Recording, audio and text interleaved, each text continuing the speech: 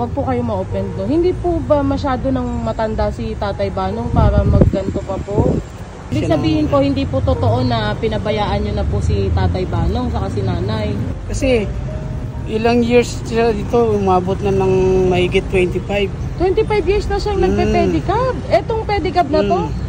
Wow, ang tagal na pala nito, kaya pala. Kuya, kayo po yung anak ni Tatay Banong. Gandang hapon po. Asan po si Tatay Banong? Umuwi na eh. Ala. Hindi kayo nagkaabot. Ngayon lang po.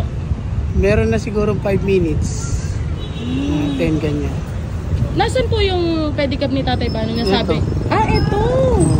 Ala, luman-luma. Sira na pala din. Ito daw yung gagawin niya kaya siya bumaba. Grabe na Titigyan niya sa kung kaya niyang ayusin pa. Grabe, luman-luma na pala. Payong na lang yung ginamit sa taas, kuya. Para bubong niya.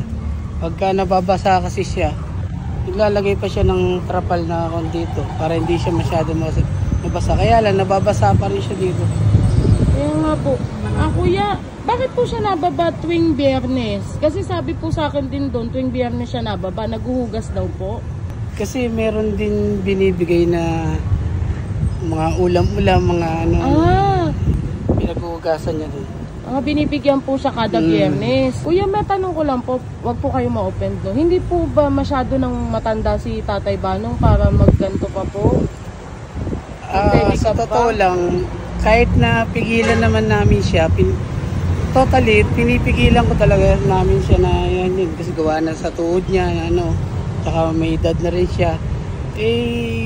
Siya pa rin ang nasusunod. Gusto niya rin kasi para bang siya sa bahay, yung hinahanap-hanap niyang pagpe-pedicab.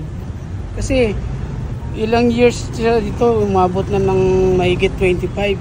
25 years na siyang nagpe-pedicab. Etong pedicab na to? Wow, ang tagal na pala nito, kaya pala. Ganyan na yung itsura ng pedicab. Pero kuya, yan na siya tumanda. Sabi naman ni Tatay Banong, pag hindi daw po siya bumiyahe, wala naman daw po silang kakainin ni nanay. Pagka nababa naman siya tuwing Biyernes, lagi naman ako may inaabot sa kanya. Hindi naman lagi. Pagka maganda kita, binibigyan ko siya. Ibig sabihin po, hindi po totoo na pinabayaan nyo na po si Tatay Banong sa si nanay? Hindi naman. May pamilya din po ba kayo, kuya? May asawa? Sabagay, pedicab nga lang po din yung inaasahan dito na rin pumuti po. Yung mga iba nyo pong kapatid? Ganun din Malalayo yung mga kapatid ko, yung isa sa Batangas.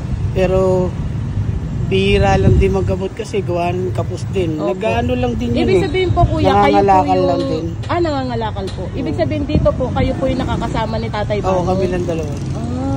Sayang naman po, hindi ko naabutan si Tatay Banong. Yun nga 30 years na? Grabe, lumang-luma na po pala. Ano po ba mga ayusin sana ni Tatay Banong? Ito. Yan, Papa Welding. Tapos to, palitan yan. Yan. 800 ang yan Isang set yan Kaya nga po. Pero kaya pa kaya ni Tatay Banong? Pero kuya, yung kita po dito, kumusta naman? Okay naman. 200, 250, ganyan. Tama po yung sabi ni Tatay Banong hanggang kasi kung lalo pag sarili mo yung pedicab, hindi ka nagbaboundary. Katulad ngayon, siyempre yung pagkain mo sa iyo. Opo. Hindi na kami nagme-merienda, gano'n. Kuya, salamat dahil kahit paano nalaman ko na may mga anak din pala si Kuya, si Tatay Banong. Kami lang tatlo yata kaming malapit lang dito. Opo. At least ngayon po alam na ng tao na kahit paano naaabutan niyo po si Tatay Banong at kayo po yung kasama niya dito.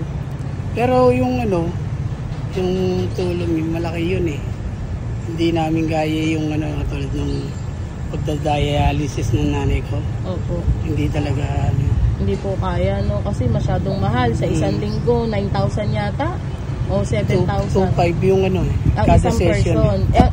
Tatlo po, di 7,500 po. Grabe, napakalaki po nun po yun. At least nakakatulong pa din po kayo. Maliit man po o malaki, tulong pa din po, no? Sino bang anak na pababayaan yung magulang? Tama naman po. Kaya nga po, mas maigi po na klaro ngayon na nakausap ko po kayo dahil nalaman ko po na may mga anak din po pala si Tatay Bano na kahit pa paano hindi po siya pinababayaan. Saka kayo po talaga ang kasama niya dito. Kamukhang-kamukha niya po si Tatay Bano. Kaya pala nilapitan mo ko agad. Opo. Kasi may nagsabi po doon na kayo daw po yung anak. Hindi na nga raw mapapagawa, wala na siya magagawa kundi ibenta na lang.